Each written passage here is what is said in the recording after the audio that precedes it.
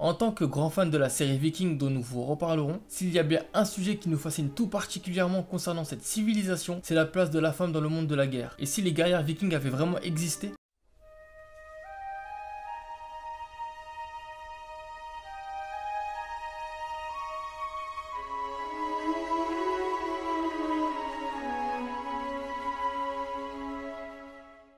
Si des œuvres de fiction les mettent très fréquemment en avant, leur existence dans la réalité historique est assez débattue. Récemment, en septembre 2017, une nouvelle découverte a secoué la communauté scientifique et remis en question les idées que l'on se faisait de la femme dans la société viking. Il s'agit de la dépouille d'un guerrier viking inhumé dans l'imposant cimetière de Birka, au sud-est de la Suède, exhumé au 19e siècle par Hjalmar Stopp. Des chercheurs de l'université d'Uppsala en Suède ont conclu qu'il s'agissait des restes d'une femme et non d'un homme comme on l'avait d'abord pensé. C'est ce qu'ils expliquent Evidence Biological puis dans leur article, publié dans l'American Journal of Physical Anthropology. Mais pourquoi a-t-on d'abord pensé qu'il s'agissait forcément de la dépouille d'un homme? Tout simplement en raison de son mobilier d'accompagnement. 2 chevaux, une épée, une lance, une hache, des flèches, un couteau, ainsi qu'un jeu de stratégie posé sur les genoux. On a alors imaginé avoir trouvé un puissant guerrier, grand stratège de surcroît, dirigeant une ou plusieurs armées, enterré avec tous les honneurs dus à son rang. En effet, en ce qui concerne la société scandinave de l'époque viking, donc on est en gros entre le 8e et le 11e siècle, les chercheurs ont pendant longtemps balayé l'idée que les femmes pouvaient avoir été impliquées dans les combats. Impossible donc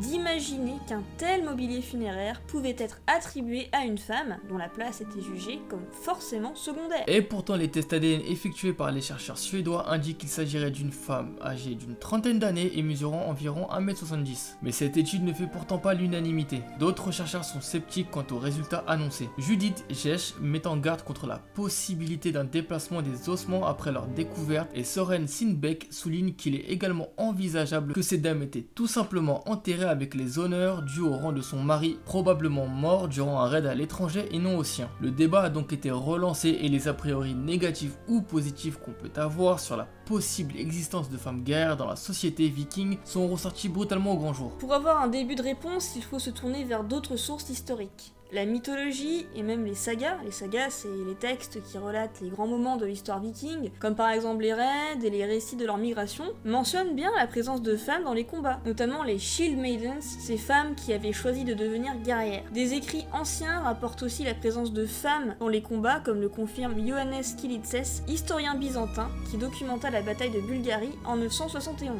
Dans la mythologie, les Valkyries, ces divinités guerrières féminines qui viennent chercher les guerriers morts au combat pour les emmenés au Valhalla, le palais d'Odin, sont très importants. C'est aussi elles qui combattront aux côtés d'Odin lors du Ragnarok. Néanmoins, l'existence réelle de femmes guerrières n'a cessé d'être largement mise en doute, faute de preuves matérielles particulièrement évidentes. Cependant, depuis un certain nombre d'années, l'intérêt pour les guerrières vikings n'a cessé de croître, alimenté par toutes sortes d'œuvres littéraires ou audiovisuelles. La réhabilitation de la femme dans la sphère guerrière est en marche depuis un certain temps et ces nouvelles données vont dans ce sens. Finalement, notre interprétation de la place de la femme dans les sociétés passées et surtout dans des sphères qui sont de nos jours surtout réservées aux hommes, reflète davantage notre mentalité du moment que la réalité historique. Nos sociétés occidentales du 19e siècle et de la première moitié du 20e siècle, au moins, sont largement patriarcales et la communauté scientifique, frappée d'androcentrisme, était clairement réticente à l'idée de donner une place plus importante aux femmes dans les civilisations anciennes